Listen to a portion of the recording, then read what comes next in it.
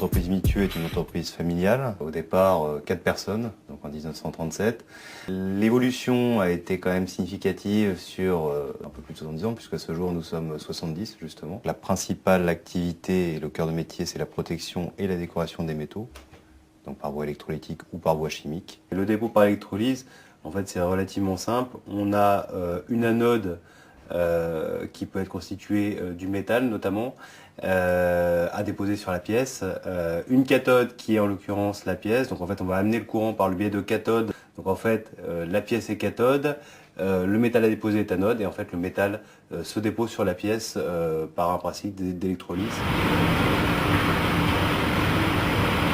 On a, je dirais, 3 principaux secteurs d'activité chez Mithieu. Le secteur le plus représentatif, c'est la partie protection des métaux, qu'on appelle également traitement anti-corrosion. Donc l'objectif est finalement de revêtir la pièce avec des couches métalliques. L'objectif étant de conférer une protection dans le temps à la pièce pour éviter qu'elle ne rouille. Voilà, donc on a les deux types de pièces. Ça, c'est la pièce brute. Et ça, ce sera la pièce traitée. Donc on va avoir effectivement à la fois une double fonction, une fonction donc de revêtement protection à la corrosion, comme j'expliquais tout à l'heure, et puis également une fonction de ce qu'est la cosmétique, puisque c'est une pièce visible, donc on a également une problématique d'aspect sur cette pièce. Le second secteur d'activité que l'on peut citer, c'est un secteur d'activité, on va dire, plus décoratif. Donc là, ce sont des applications principalement de nickelage et chromage, secteur argenture et étamage, qui sont plutôt pour des dépôts fonctionnels avec l'objectif d'avoir la meilleure conductibilité électrique ou la meilleure soudabilité. Donc on est plutôt dans des domaines d'activité avec des donneurs d'ordre comme Schneider Electric ou Areva. Notre principal secteur d'activité aujourd'hui, c'est le secteur automobile. Le secteur électrotechnique que je citais tout à l'heure, donc des gens comme Areva, Schneider, on peut travailler en direct avec eux ou par lui leurs sous-traitants. À côté de ça, effectivement, Mithieu a conservé également une facette plus artisanale, entre guillemets, avec également, pour la mécanique de précision notamment, des prestations pour des entreprises de petite dimension, et nous avons encore quelques activités pour des particuliers, notamment dans la partie décorative, avec également la prestation de polissage, suivi de nickelage et de chromage.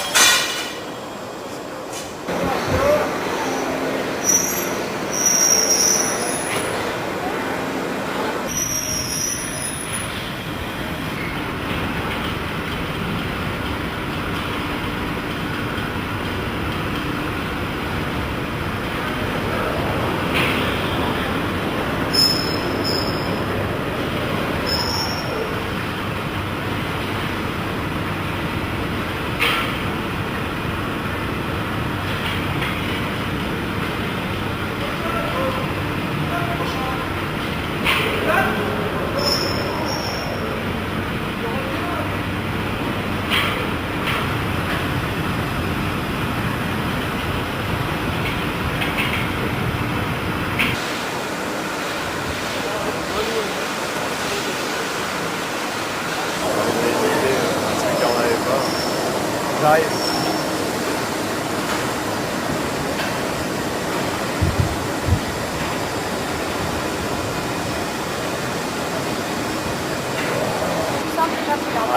Ouais.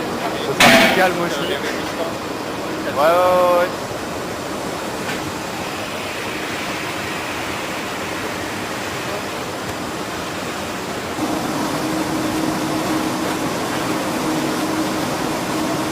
En termes de profil, on a effectivement un secteur qui est complètement automatisé, qui est le secteur zingage, donc tout ce qui est protection anti-corrosion. Donc ça, c'est un secteur qui est, on va dire, à 95% automatisé, puisqu'on a une seule ligne qui est semi-automatisée.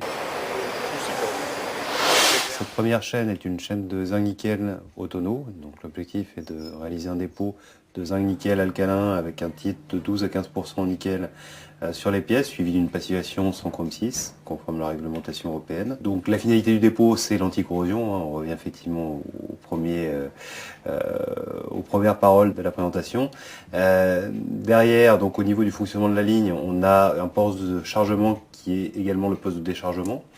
On va ensuite aller directement à la phase de préparation de surface, Donc en fait, où là, on va éliminer toutes les graisses et oxydes qui peuvent être générés soit par le process de notre client, soit par les conditions de stockage, par exemple, ou les conditions de transport de celui-ci. Donc on va avoir une phase de pré-dégraissage chimique, suivie d'une phase de dégraissage chimique. Donc là, pour effectivement éliminer tout ce qui est huile et graisse, suivi d'une phase de dégraissage électrolytique qui va permettre, par le biais d'une action mécanique de l'électrolyse, d'éliminer les derniers résidus de graisse. Ensuite, on va passer dans une phase acide. Donc évidemment, on a un rinçage inter-opération. On va passer donc dans une phase acide de décapage, là, qui va permettre d'éliminer les oxydes. Et une fois que cette phase de préparation de surface, donc constituée du pré-dégraissage chimique, dégraissage électrolytique et décapage est réalisé, on va pouvoir attaquer réellement le dépôt à proprement parler, donc le dépôt métallique, en l'occurrence du zinc nickel alcalin. Donc sur cette ligne, on a 12 postes de zinc nickel alcalin, c'est-à-dire qu'on a 12 sonos qui peuvent... donc c'est un dépôt, une conversion chimique qui dure relativement peu de temps, hein, entre 30 et on va dire 120 secondes en fonction du type de passivation. Et une fois que cette opération est réalisée, on va donc décharger les pièces. Et l'étape finale, ça va être le séchage de la passivation, de sorte à pouvoir la faire arriver à maturation, puisque c'est une passivation qui est en sortie de ligne très fragile. Donc l'objectif du séchage est de pouvoir former complètement le film de passivation.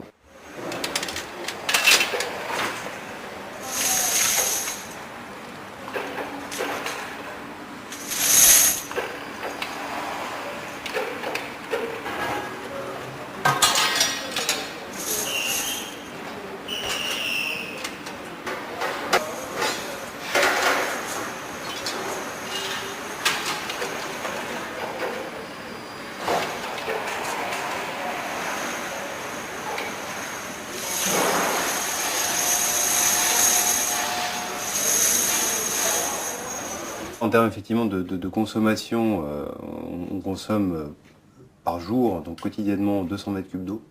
Donc effectivement c'est une quantité assez phénoménale. Bon, je dirais qu'au niveau effectivement législation, on a deux types de contraintes. Entre autres, on a les contraintes préfectorales, donc nous on est soumis à arrêté préfectoral, donc on a effectivement des contraintes en termes de qualité de l'eau rejetée par la station, donc que ce soit en termes de métaux lourds, que ce soit en termes de cyanure notamment. Et on a également des contraintes qui sont liées, je dirais, à nos clients et à ce qu'on va déposer sur les pièces. Bon, vous avez entendu parler de la suppression du chrome hexavalent par exemple, qui est un élément cancérigène, qui donc nous ont motivés à faire évoluer un petit peu les procédés que l'on avait initialement installés. Donc par exemple passer de chrome hexavalent à chrome trivalent pour les passivations, de bains de zinc cyanuré à des bains de zinc sans cyanure pour tout ce qui est dépôt de zincage.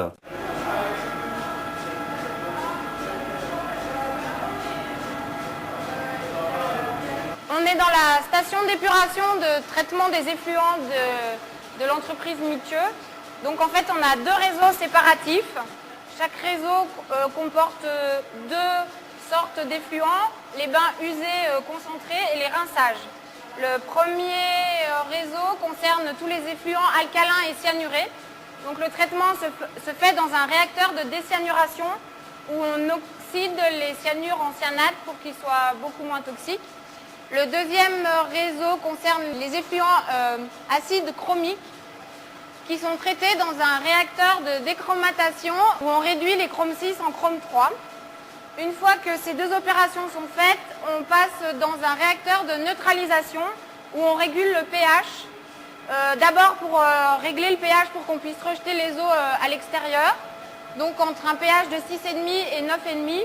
Et deuxièmement, pour pouvoir précipiter les métaux qui n'ont pas été traités en décyanuration et en déchromatation.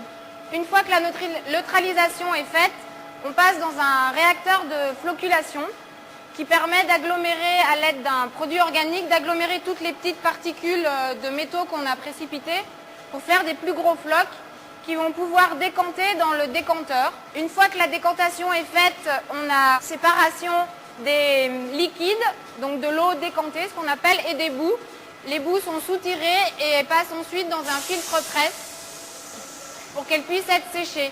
Une fois qu'elles sont sèches, elles sont envoyées en revalorisation ou dans un centre d'enfouissement technique de classe 1.